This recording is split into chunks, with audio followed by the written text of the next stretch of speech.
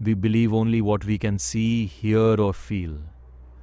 But what if our senses are lying to us? Or worse, hiding the truth? Human perception has limits. We see only a small part of reality. There was a time when even gravitational waves were dismissed as theory, until science proved them real. So, what if some things exist beyond our senses? What if some encounters can't be explained by logic alone? Today, I'm sharing a real incident from my life, something that happened when I was in class 12. This is not a horror story. This is not fiction. This is something that still gives me chills. We only believe what we see, hear, feel, our sense of perception. But human senses are limited to certain range. For example, we only see 7 colors of light lying in visible spectrum, but there are more shades beyond infrared and ultraviolet region. If we don't know about certain thing, it does not mean it do not exists. Latest example is gravitational waves. We never believed they existed, but actually they do. Uncle Albert was right. He was a kind of person who never believed in ghosts and spirits. But there was an incident that changed my thinking. When I was in class 12, there was a guy, his name was Mahindra. He was a school bus driver and used to drive bus on my route.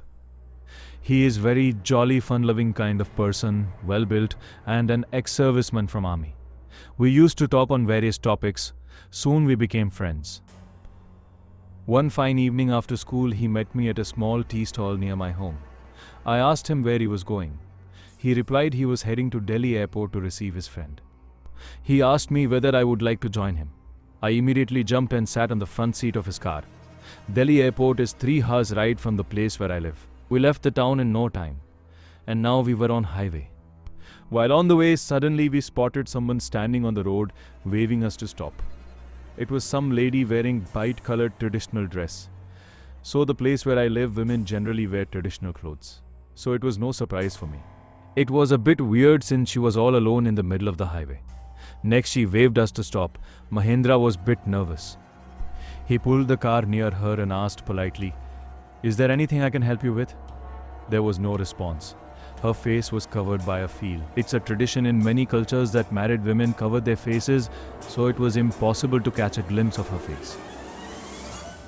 Again, Mahindra repeated the same question. Now it seemed that she was preparing to say something. It was quite a weird moment. Next came the most shrill and sharp voice I ever heard in my life till now. Exactly can't explain nature of her voice, but it was weird, very weird. It was kind of mixture of male and female voice. And most spooky part was, it didn't seem natural human voice. It was like combing out of tape recorder. At that time I didn't give it a much thought. I was sitting quietly next to Mahindra. Again he asked same question in a firm voice. "What do you want, Shay?" "Babu, mujhe aag de do. Please give me fire." He. What do you mean? She, give me fire. If someone needs to light something, he/she will ask for light, match or lighter, but she was continuously asking for fire. Now being impatient, Mahindra gave her matchbox. To my surprise, she immediately refused it and got furious. She continuously kept on asking for fire in same weird shrill voice. He was simply an observer till now. When I looked at Mahindra, he was scared as hell and was sweating heavily. He pressed the accelerator, and after moving 500 m ahead, we stopped to look back at her. But this time she wasn't there. You all may think she might have gone and hidden somewhere, but most shocking thing is that highway. He said as we humans are made up of 5 basic elements, like fire, water, earth, air, space, there are things made up of combinations of few of these elements. Either 2 or 3 best combinations are fire and air, water and air, and many more. They try to maintain human-like features. In Islam, they are called jinnad, jinn.